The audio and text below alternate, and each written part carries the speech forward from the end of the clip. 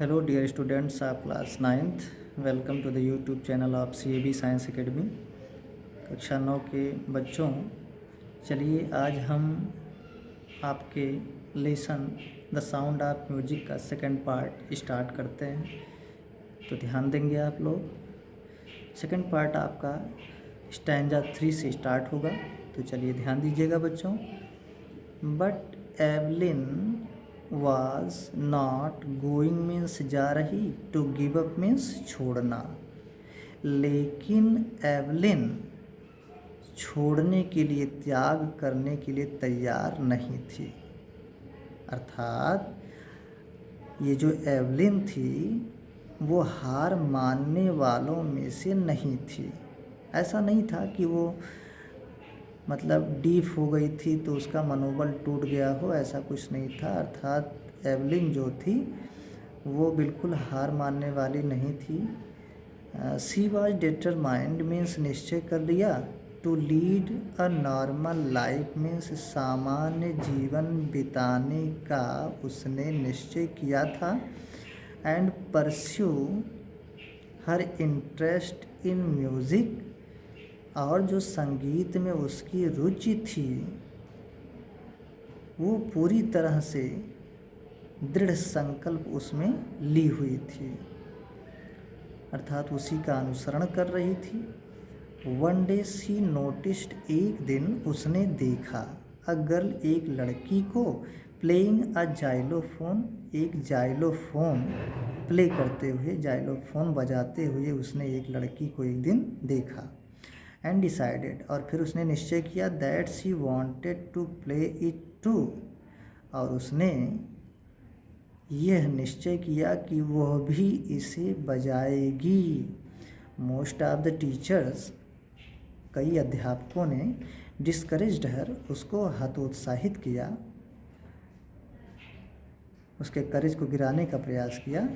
But प्रिकशनिस्ट Ron Forbes, प्रिकशनिस्ट means ढोल वादक, याद रखिए बच्चों, प्रिकशनिस्ट मीन्स ढोल वादक, जिनका नाम था रॉन फॉर्ब्स, स्पॉटेड हर पोटेंशियल, उन्होंने उसकी अंतर्निहित शक्ति को पहचाना, स्पॉट किया। लेकिन ढोल वादक रॉन फॉर्ब्स ने उसकी अंतर्निहित शक्ति को, यानी उसकी कैपेसिटी को, क्षमता को रिकॉग्नाइज किया, स्पॉट किया, पहचान लिया। He began by tuning,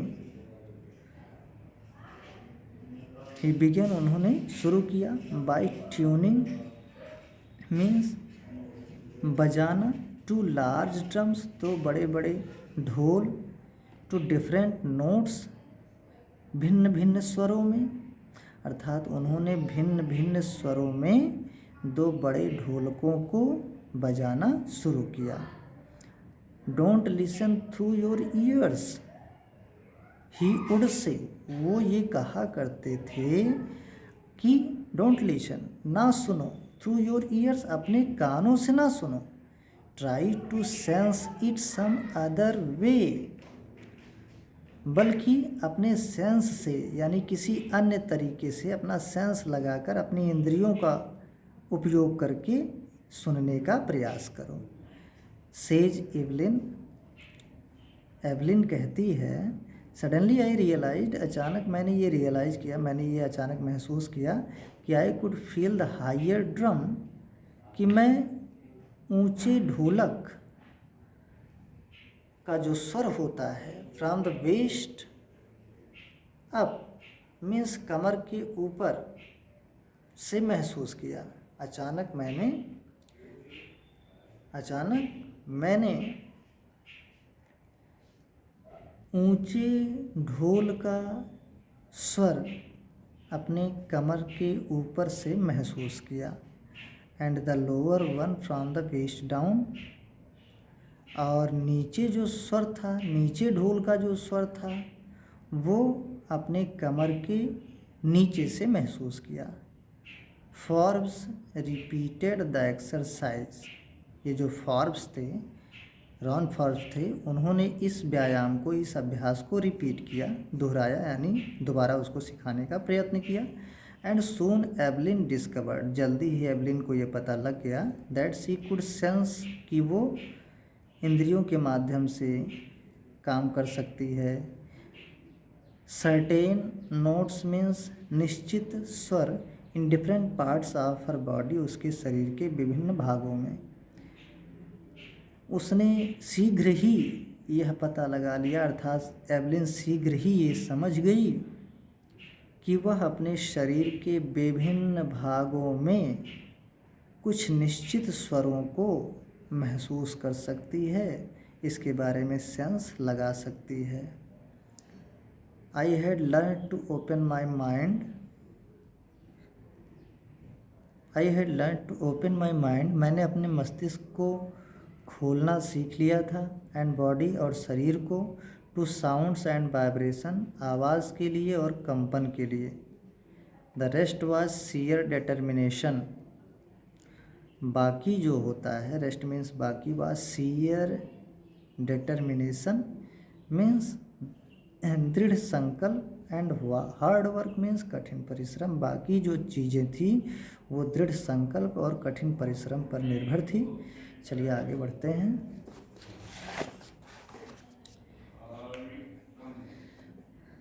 she never looked back, उसने कभी मुड़कर नहीं देखा। फ्रॉम दैट पॉइंट, उस बिंदु से, यानी उस पड़ाव से, ऑनवर्ड्स मीन्स बाद में, उसने इस पड़ाव के बाद, इस बिंदु के बाद पीछे मुड़कर कभी नहीं देखा था। शी टूर्ड, उसने दौरा किया। The United kingdom with a youth orchestra, United kingdom का मतलब बच्चों यहाँ जो है इंग्लैंड से है, जो कि एक कंट्री है। With a youth orchestra means नई वाद्य मंडली, ऑर्केस्ट्रा मीन्स वाद्य मंडली, उसने एक नई वाद्य मंडली के साथ इंग्लैंड का दौरा किया, संयुक्त राज्य का दौरा किया, यानी इंग्लैंड का दौरा किया। And by the time she was 16, और जब वो 16 वर्ष की हो गई तो she had decided to make music her life, तो उसने संगीत को ही अपना जीवन बनाने का निश्चय कर लिया, अर्थात संगीत के प्रति अपने आप को समर्पित करने का डिसीजन उसने ले लिया था।